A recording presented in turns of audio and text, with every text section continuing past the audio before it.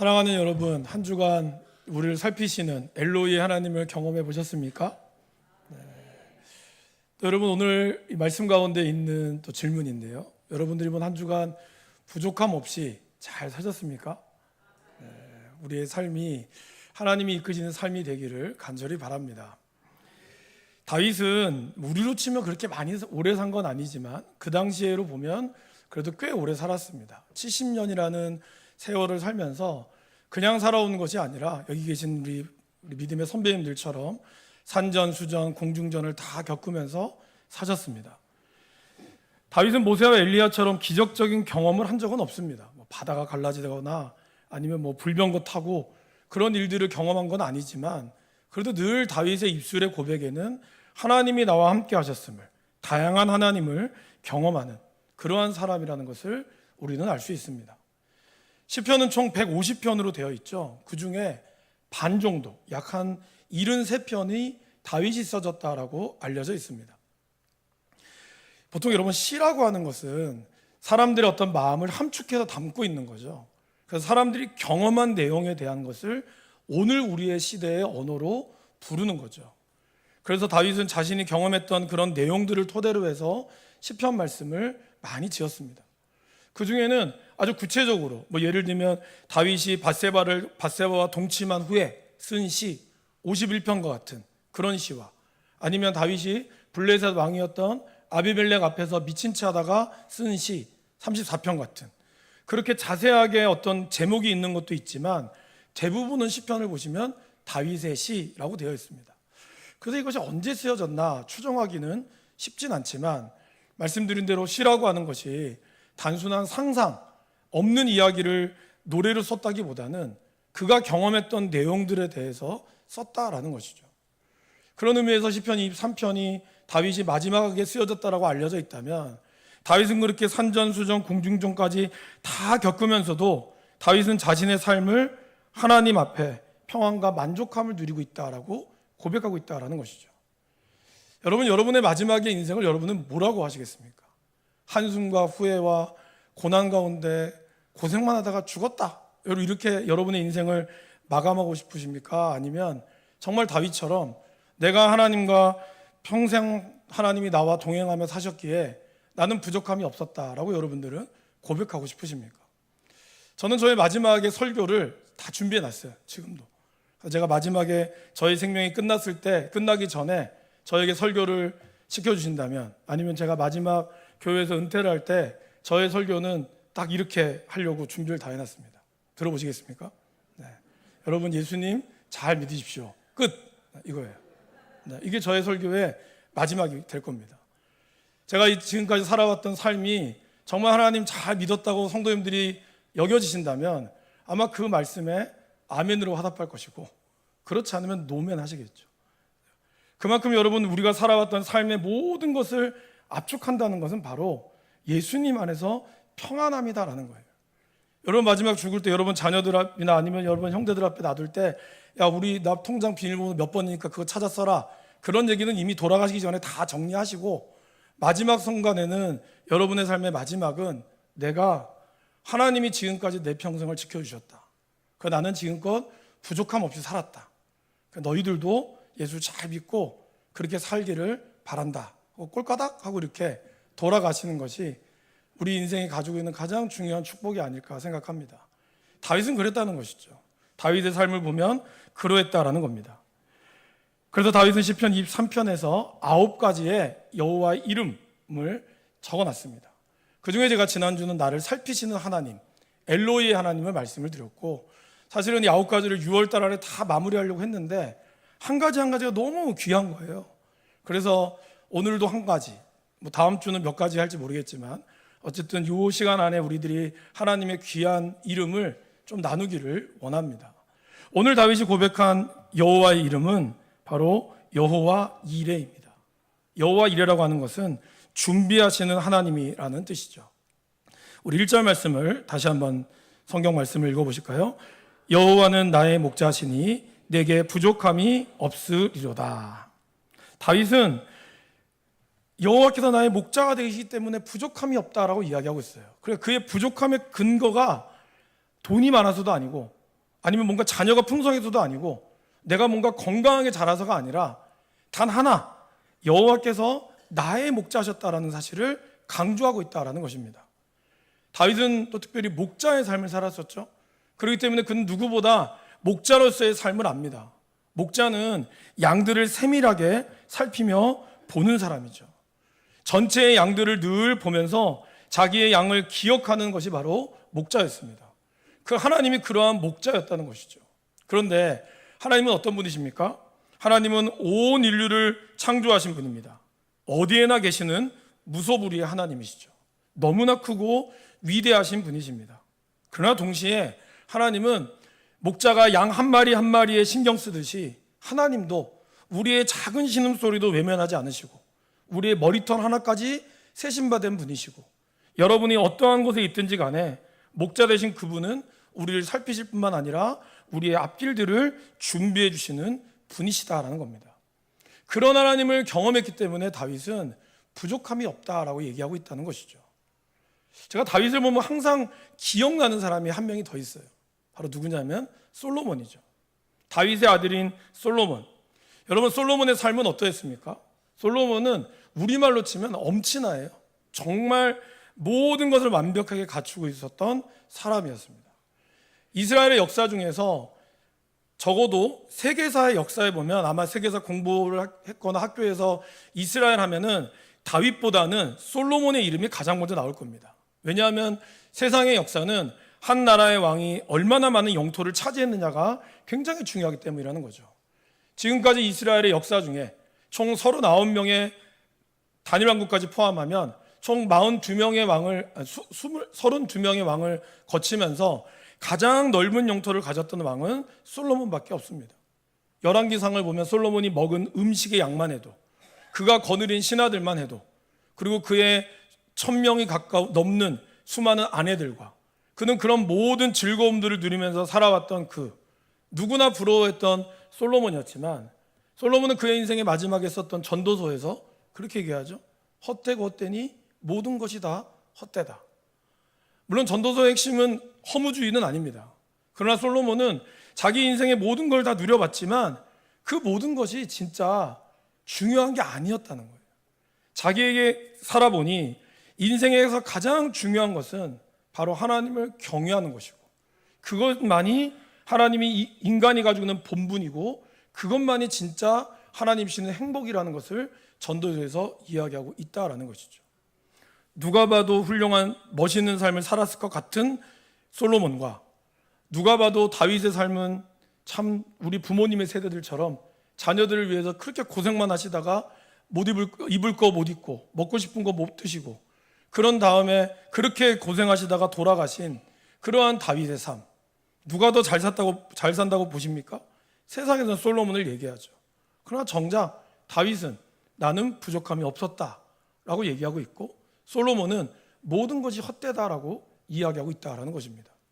이것이 바로 우리가 믿는 이 신앙이 참 반전이라는 것이죠. 역설적이라는 것입니다. 세상에 보이는 화려함이 진짜 우리의 생각을 얘기해 주지 않는다는 것이죠.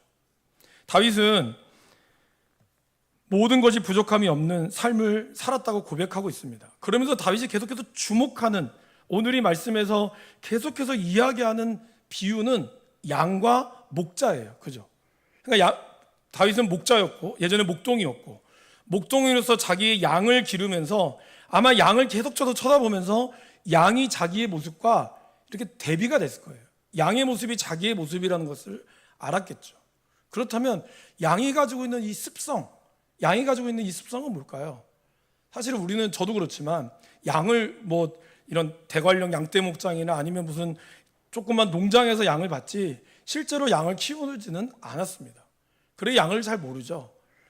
필립 켈러라고 하는 아버지가 동아프리카 선교사님이신데 그 아버님을 따라서 같이 선교를 나갔던 사람이 있습니다. 그 사람은 아프리카에서 양을 치는 목자들과 함께 같이 살면서 그도 직접 목자가 되어서 양을 쳤고, 그리고 캐나다로 유학 가서도 양을 연구했어요. 농업을 연구했고 목축을 어떻게 할 것인가, 이거를 연구했던 사람이 바로 필립 켈러입니다.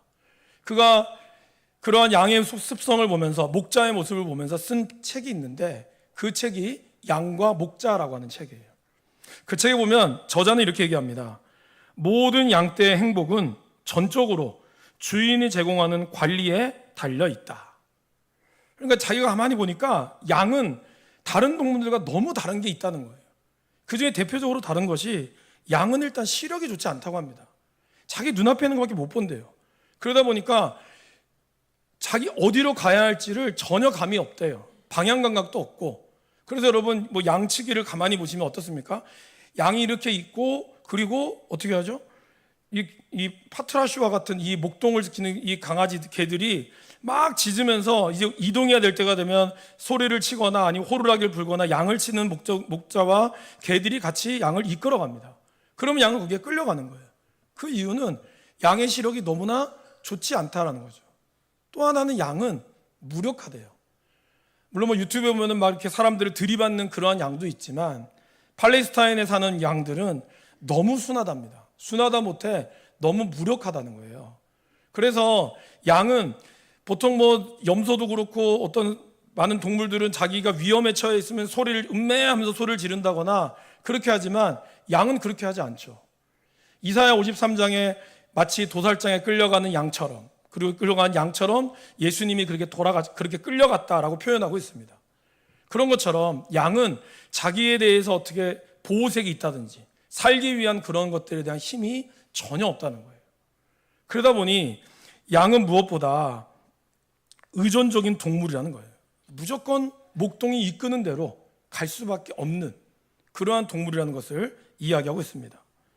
전적으로 목자만을 따라가는 이 양은 결국 그가 양이 살기 위해서는 어떻게 돼야 될까요?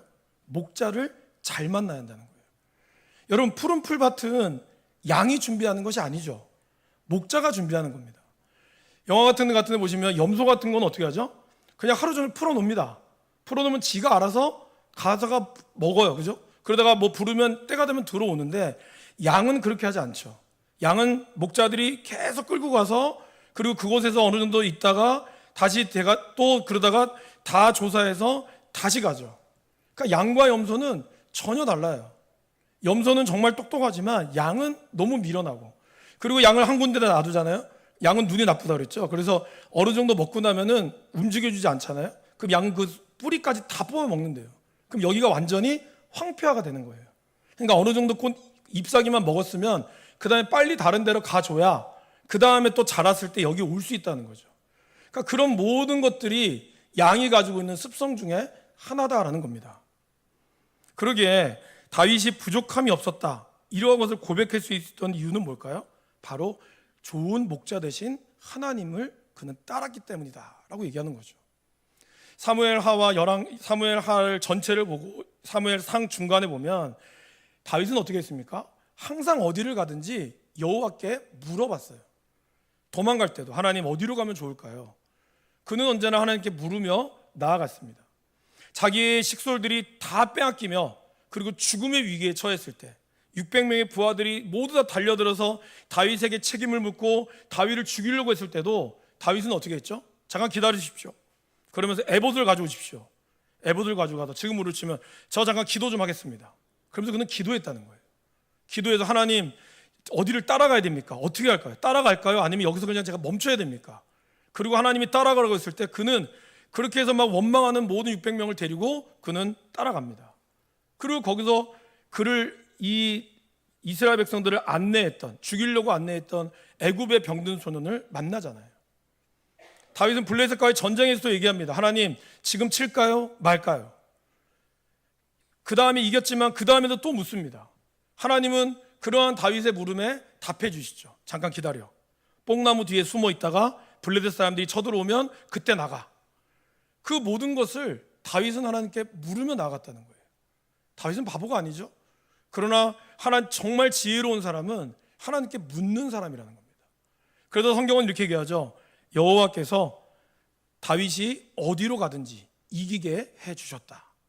그게 바로 다윗의 삶을 대변하는 모습입니다.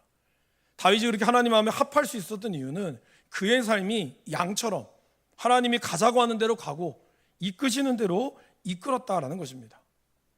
다윗의 평생을 그냥 눈으로 보면 정말 고생을 많이 했죠. 지난주도 말씀드렸지만 부모님의 사랑도 별로 받지 못했죠. 그리고 기름 부음 받고 나서는 10년 동안 넘게 도망자의 삶을 살았습니다. 왕이 되고 나서도 여전히 그는 잠깐의 안정적인 시간이 있었지만 그 이후로 계속 자기 아들들과 끊임없이 쫓아오는 반역자들에게 도망을 다니는 신세가 있었다는 것이죠. 누가 보기에 참 험난한 세월을 살았다라고 얘기하지만, 그러나 다윗이 부족함이 없었다고 그가 끊임없이 고백할 수 있었던 것은 그는 하나님께 순종했고 하나님이 그와 함께 하셨기 때문이라는 것을 알았다는 겁니다. 우리는 우리의 삶을 내가 열심히만 하면 될 것 같다라고 생각합니다. 무엇을 이룬다는 것은 내가 잘 됐다, 그래서 자수성가하신 분들이 많죠. 그래서 내가 정말 열심히 일했고 신앙도 내가 열심히 믿어서 하나님이 복 주셨다라고 얘기합니다. 그러나 여러분, 물론 열심히 하지 말라는 말씀은 아닙니다. 그러나 이 모든 것이 하나님의 은혜라는 것을 우리가 아는 순간 우리의 삶이 정말 부족함이 없다라고 고백할 수 있다라는 거예요. 하나님이 나와 함께 하시는 삶, 그리고 하나님이 이 모든 것을 준비해 주셨음을 우리는 알아야 한다라는 것입니다. 성부 하나님께서는 이미 우리를 창세 전에 택하셨습니다. 그리고 그분의 사랑 안에서 그 앞에서 거룩하고 흠이 없게 하기 위하여 우리를 예정하셨다라고 얘기하고 있죠. 또한 성자 예수님께서는 죄로 인하여 죽을 수밖에 없는 우리를 구원해 주셨습니다. 그리고 우리를 이 삶에서 풍성하게 해주시려고 이 땅에 오셨다라고 얘기하고 있죠. 요한복음 10장 10절에서 11절 말씀을 같이 한번 읽어보겠습니다. 도둑이 오는 것은 도둑질하고 죽이고 멸망시키려는 것뿐이요, 내가 온 것은 양으로 생명을 얻게 하고 더 풍성히 얻게 하려는 것이라. 나는 선한 목자라. 선한 목자는 양들을 위하여 목숨을 버리거니와. 이 예수님의 모습, 그리고 이것을 누가요? 성령님께서 보증해 주셨다라는 겁니다. 우리 안에 성령이 계시면, 성령이 충만하면 이 모든 우리를 창조하신 하나님, 우리를 구원하신 하나님의 손길을 우리가 믿음으로 고백할 수 있게 된다는 것이죠. 바로 이 성부, 성자, 성령께서 저와 여러분들을 위하여 태초부터 준비하시고 예비하시고 앞으로도 이끌어 가실 것입니다. 오늘 다윗이 고백한 이 부족함이 없었다라는 것은 빈곤이 아닌 결핍을 의미합니다. 여러분, 지금 우리의 사회는 빈곤이 아닌 결핍을 경험하고 있죠. 그렇다면 빈곤과 결핍은 뭐가 다를까요? 먼저 빈곤이라고 하는 것은 꼭 필요한 것이 없는 거예요. 그리고 결핍은 무엇인가가 없는 것을 말합니다. 먹을 것이 없어요. 집에 쌀이 아무것도 없어요. 그건 뭘까요? 그건 빈곤입니다. 결핍은 뭘까요? 집에 쌀은 있는데 내가 먹고 싶은 게 없는 거예요. 그러면 그걸 우리는 결핍이라고 합니다. 그래서 빈곤의 문제는 육체의 문제예요. 실제적인 문제죠. 하나님께서 우리에게 오늘 피었다 지는 들풀도 너희에게 입히지 않느냐, 백합화도 내가 입히시거든 하물며 너희일까 보냐. 이 부분은 빈곤에 대한 부분입니다. 그건 하나님이 반드시 책임져 주신다고 하셨어요. 그럼 오늘 우리가 고백해야 될 것은 뭘까요? 바로 결핍이라는 거죠. 근데 우리는 너무나 많은 결핍을 가지며 살아가고 있습니다. 여러분 어떻습니까? 집에 옷장의 문을 딱 열면 이렇게 얘기하죠. 옷이 없네? 옷이 없을까요? 사무실에 보면 참 재미있는 사실은 저하고 이렇게 앉아 있잖아요. 그럼 어떤 분이 딱 들어오셨다 얘기하면 아무도 없네? 그럼 우리 있거든요? 그럼 왜 아무도 없을까요? 왜 그럴까요, 여러분? 내가 필요한 게 없는 거예요. 내가 원하는 게 없는 거예요. 이게 결핍입니다. 분명히 있거든요. 하나님은 우리의 필요를 채우시는 분입니다. 그런데 우리는 우리의 원하는 것을 기도하는 거죠. 그리고 우리의 원하는 것이 응답되지 않았을 때 우리는 기도 응답을 받지 못했다고 얘기하는 거죠. 결국 빈곤의 문제가 아닌 결핍의 문제 가운데 우리는 얘기한다는 겁니다. 하나님께서는 우리의 필요를 반드시 채워주시지만 우리의 결핍을 우리는 원하는 것만 찾다고 보면 하나님의 필요에 감사함으로 받을 수가 없고 원망한다는 거죠. 결핍은 여러 가지 많은 이유가 있습니다. 부모에게 받지 못한 사랑, 아니면 여러 성도들에게, 아니면 사람들에게 받지 못했던 그런 상처들, 이런 것들이 우리를 결핍하게 만들죠. 그러나 결핍이 더 자라게 됐을 때 우리는 뭐가 사라질까요? 감사가 사라진다는 거예요. 결국 내가 지금 가지고 있는 것에 감사가 없잖아요. 그럼 우리는 끊임없이 늘 부족하다고 고백할 수밖에 없다라는 것이죠. 오늘 다윗이 부족함이 없다라는 것은 빈곤의 문제가 아니었습니다. 아니, 어쩌면 다윗은 정말 빈곤했을지도 몰라요. 그러나 그는 하나님이 그때인 것마다 채워지는 그것을 경험했기에 그는 부족함이 없다라고 감사함으로 나아가고 있다라는 것이죠. 저와 여러분들은 어떻습니까? 사람들은 이러한 결핍이 빈곤이라고 생각을 합니다. 그러다 보니까 제가 얘기했죠. 빈곤은 육체를 채워야 된다고. 배고프다, 쌀이 없다, 이거는 밥을 주면 해결되는 문제예요. 근데 밥은 있으나 내가 먹고 싶은 게 없어요. 이런 결핍의 문제에 따진 사람들은 이 결핍을 자꾸 다른 걸로 채우려고 하는 거죠. 그러다 보니 내가 받지 못한 사랑을 채우려고 하다 보니까 다른 사람, 다른 여자, 다른 것들로 나의 결핍을 채우려고 해요. 아니면 도박이나 술이나 담배나 아니면 다른 어떤 육체적인 즐거움으로 나의 결핍을 채우려고 하죠. 그런데 그러한 결핍은 채워질 수가 없습니다. 그런 것들로 우리의 육체를 채워준다고 해서 잠깐은 기분 좋을지 모르지만 영원히 채울 수는 없다는 것이죠. 그러면 그런 결핍은 뭘로만 채울 수 있을까요? 바로 하나님의 사랑으로만 채울 수 있다는 거예요.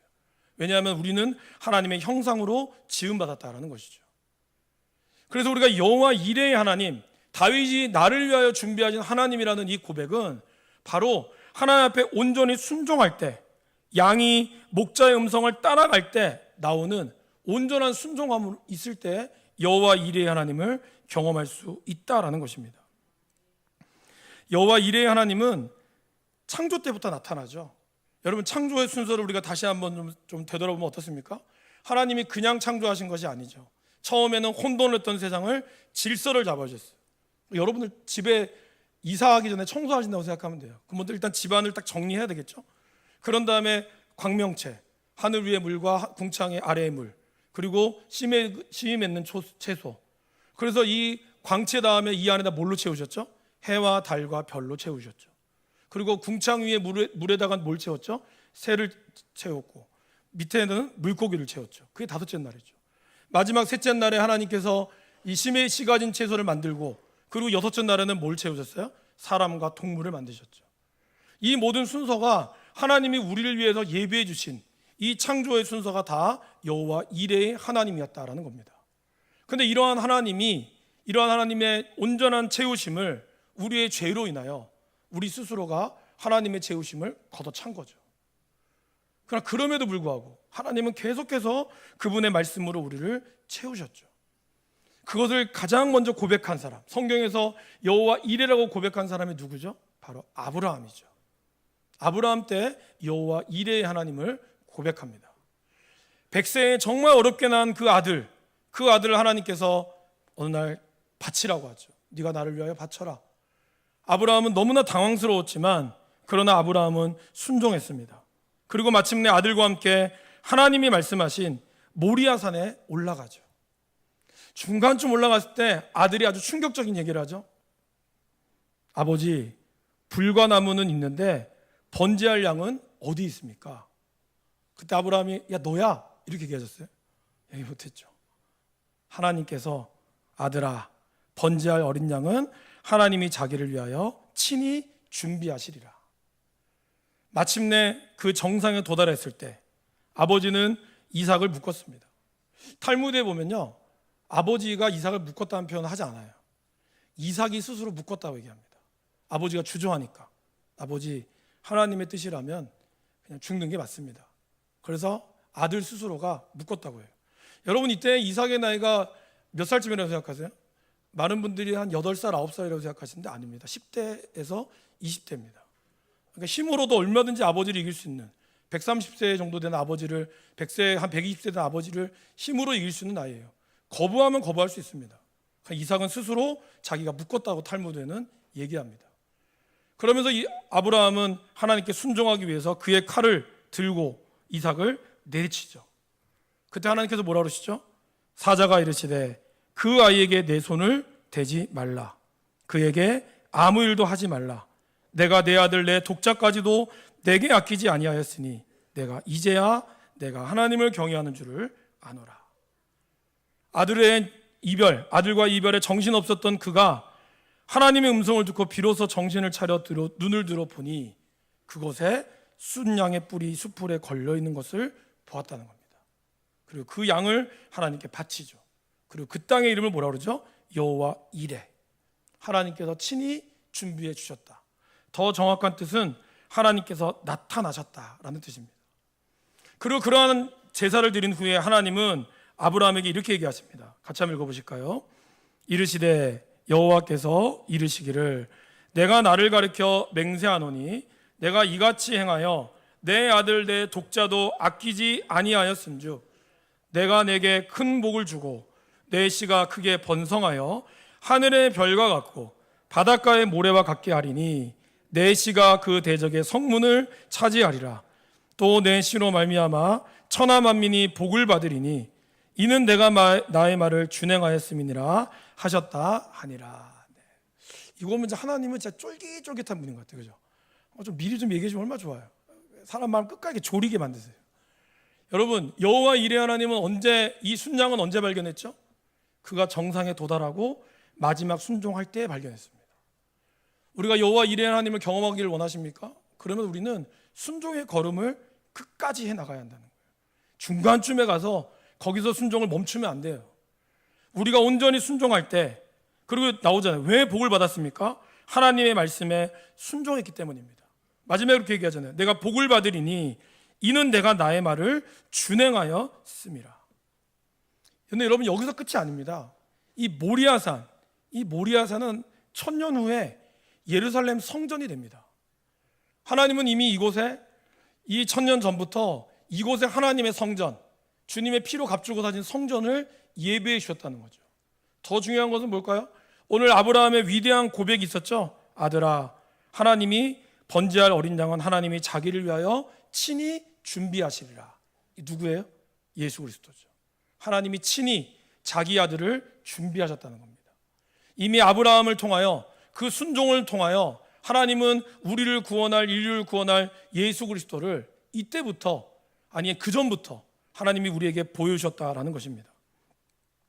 그러게 우리가 이 모든 것을 예비하신 하나님, 성경에는 사실 이 아브라함뿐만 아니라 요셉도 있었고요, 그리고 다윗도 있었고 수많은 사람들이 하나님의 예비하심을 경험했습니다. 다윗도, 아브라함도, 요셉도 고난 가운데, 바울도 순종하며 인내했습니다. 그리고 그들 모두 여호와 이레의 하나님을 만났다라는 것입니다. 사랑하는 여러분, 지금도 하나님은 우리를 위해서 예비해주고 계십니다. 그러게 우리는 지금 있는 이것에, 여러분들이 주신 이 삶에 우리가 감사의 고백과 내가 원하는 것도 물론 있지만 하나님이 원하시는 인도하심을 따라 순종하며 나아갈 수 있기를 바랍니다. 우리가 온전히 순종할 때만이 확실한 여호와 이레의 하나님을 고백할 수 있습니다. 그 고백이 우리의 삶을 가득히 채워나갈 때 여러분의 인생의 마지막에 정말 하나님이 나와 함께 하시니 내가 부족함이 없었습니다. 당신도 그 하나님 안에서 부족함 없는 삶을 누리기를 바랍니다. 천국에서 만납시다. 이 고백을 우리가 할 수 있기를 간절히 축원합니다. 함께 기도하겠습니다.